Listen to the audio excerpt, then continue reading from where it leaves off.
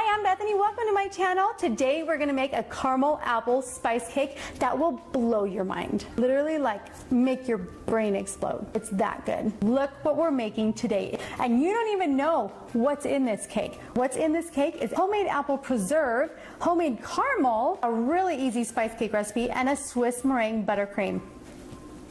It's amazing, let me tell you. You want to learn how to make a caramel apple spice cake? I'll show you. The only thing you're going to need to make your caramel is 2 cans of sweetened condensed milk. For your cake, I'm cheating and using box mixes, so I have 2 spice cake mixes, sour cream, 8 eggs, guys. This is going to be a super moist cake, 1 cup of oil, and 1 cup of water. To make the Swiss meringue buttercream recipe that I'll link you to later, you will need 5 sticks of butter. Yep, 5. Duh, that's what makes it delicious. A tablespoon of good Mexican vanilla, or any really good quality vanilla. A dash of cinnamon, maybe a 1/4 teaspoon, and 9 eggs. We're just going to use the whites of these eggs. So hey, if you want to make creme brulee with the yolks of these, go for it. I have a link for that. For our apple preserve, we will need 4 apples and 1 for the caramel apple decoration on top. Between a 1/4 cup and a 1/2 cup of brown sugar, depending on your taste for sweetness. 2 tablespoons of butter, a tablespoon of cornstarch, 1/2 teaspoon of cinnamon, and also need 7 or 8-inch cake pans, some parchment paper to line them with, and some cooking spray or shortening. So the caramel does take a long time to cook on the stove,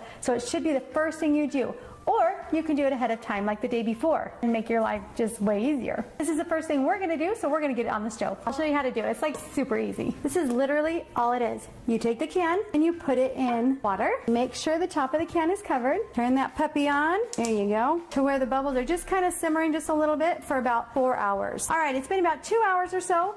I'm gonna take this out very carefully so that I can turn it over. Turn it over. Back in the pot. Be very, very careful. Okay, they're done. Let's take them out. Let's let them cool at least for about 3 hours or overnight. Okay, moment of truth. Let's see how this caramel turned out after sitting on the stove for about 4 hours or so. Oh my goodness. It's gorgeous. The color is unbelievable. The texture, oh my goodness, beautiful. Let's see how it tastes. It's perfect. Everything you want like a creamy, milky caramel to be. Everything. That's it. I'm done. I'm not even going to put it on the cake. I'm just going to eat it with my spoon. And so easy. We just stuck it on the stove for 4 hours. Done. Here's a close-up because it's just so beautiful. It's so pretty. Look at that. Oh my gosh. Look at how it ribbons. Gorgeous. Now that we have our beautiful caramel made, caramel apple. So we're going to dip it in our caramel and then let it set in the fridge. Beautiful. Just let it drip, let it go. Get as much excess off as you can, and there you go. Put it on a piece of parchment paper and get it in the fridge. So pretty. Now we're gonna start on our cake. Sometimes when I do box mixes, I don't feel super legit, but hey, it tastes delicious, it's super fast and easy, and in this case, it was perfect. I'll show you some scratch recipes later on. Let's get started. I love these because I can literally like dump everything in the bowl and be just fine. So there's my cup of water. I like to put a little bit of my wet ingredients in there first so the powder doesn't stick to the bottom. Just dumping it in is the best thing in the world. Makes it super easy. Butterscotch pudding, a cup of oil, 2 cups of sour cream. So when I was a little kid, I loved sour cream so much, I would sneak in the fridge with a spoon and eat it with a spoon. That's so gross. I still love sour cream, I just don't eat it with a spoon anymore. Like I'll put a spoonful on top of what I'm eating, but I won't just. Now my eggs. Now you can cut this recipe in half. I'm doing kind of a tall cake, so it works for me, but you can do whatever you want. I just recommend doing it like huge. There we go. You kind of need it plugged in. Okay, all plugged in. Let her rip.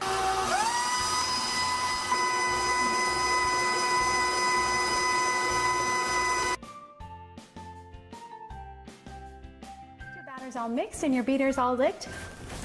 Cleaned off. Your beater's all cleaned off. We're gonna line our cake pans with some parchment paper and I'll show you how. The parchment paper just helps the cake come out cleaner. So easy peasy. Normally I'll wipe it with shortening, but I've just got some spray here. So I'm just gonna use some spray. Just a super light coat of it. Oh my gosh. Then I have pre-cut circles of parchment paper. I bought them at my cake supply store and this is life-changing. I don't have to trace and cut circles, but you can if you buy a roll of parchment paper, you can do that too. Just line the bottom of that puppy. Then I take my strip and line the sides. Voila, there we go. Our cakes are all lined. It's a little time consuming, but I promise it's worth the effort to get a nice clean cake that comes out of your pan well. The secret to getting even layers when you're making like a semi-naked cake or a naked cake is to measure your batter. For the 7-inch pans, I put about 3 cups per pan. Take my angled spatula and just kind of even it all out. Then we're going to put them in our preheated 350-degree oven for about 40 minutes or so. Here's all our beautiful spice cakes. I'm going to show you how to level them so that you have a really clean, straight, crisp, semi-naked cake. My trick is I use a ruler. I'm going to level each of my cakes at 1 3/4 so they're all the same level and same height. As I go along, I just make marks in my cake right at 1 3/4. Once my cake is all marked, I'm going to go around and match up all those marks. Now I just take my serrated knife straight through. Yep, perfect every time. The next component of our cake, we're going to make that apple preserve. If you don't want to go through this process, you don't have to. You can just omit it. I'm just kidding, you have to do it. It adds just such a beautiful tartness to your cake, so you really kind of need it. It's a caramel apple cake, so just like that apple provides that tartness for your caramel apple, this provides that tartness for your cake. And it's really easy and comes together pretty fast actually. First we're going to chop our 4 apples. Now I slice these up really thin like that so they can cook faster. I'm going to add my tablespoon of cornstarch and pinch of salt into my brown sugar. Get in there, come on. And my half teaspoon of cinnamon is going to join the party too. Party! I'm going to use my little baby whisk to whisk it all together. Good enough. Let's get all these ingredients into my pan on the stove. Here goes my apples, my 2 tablespoons of butter, my brown sugar, cinnamon, and cornstarch mixture. About how those apples should look when they're all done. They're pretty transparent, very soft, and they're ready to go in the food processor. To finish up our apple preserves, I'm going to get mine in the food processor. If you don't have a food processor, you can just chop up your apples really small when you cook them and then just put them in just like that. It smells so delicious. Mine pretty much into an applesauce, but if you like a chunkier texture, go for it. And that's how you make apple preserves. Easy peasy. It's going to be so good in our cake. Now we've got all the components of our cake. Our spice cakes are leveled. We have our apple preserves, our homemade caramel, and our amazing cinnamon Swiss meringue buttercream. I put some of my amazing cinnamon Swiss meringue buttercream into a piping bag with a coupler on the end, and I'll tell you why. This gives me a nice measurement because I'm going to pipe a dam around my cake for all the filling to stay in, and this is a perfect measurement for it. I'll show you how to do it. Get your piping bag in your hand and you start just in from the edge of the cake. Don't go all the way to the edge. And you just squeeze and let that rope sit down on your cake. Now we're going to fill our cake part of the way with our Swiss meringue buttercream. We're going to have 3 layers in this filling. We're going to have a layer of our Swiss meringue buttercream, a layer of our apple preserve, and a layer of our caramel drizzled on top of that. It's going to be just amazing. So let's start layering up. I'm going to start with my Swiss meringue buttercream first. We're going to take our piping bag and fill it with some Swiss meringue buttercream, not all the way because we need room for all of our other yummy fillings. Take your angled spatula and spread it around. Now for our apple preserves. Amazing caramel drizzle. You're welcome to leave it like this. It'll be just fine, but I'm just a perfectionist. I just want to even it out just a little bit. We're going to put that second layer on and repeat. Now we're done filling our layers. We're going to add the last cake layer on top. Make sure it's level.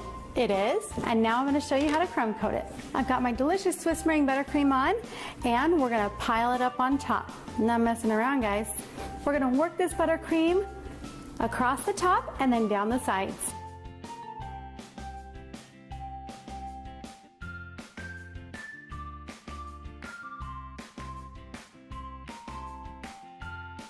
Now my favorite part, we're going to take our cake scraper, hold it straight up and down, and just turn that turntable.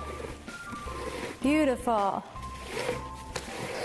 Let's fill in any little holes up here. And scrape again.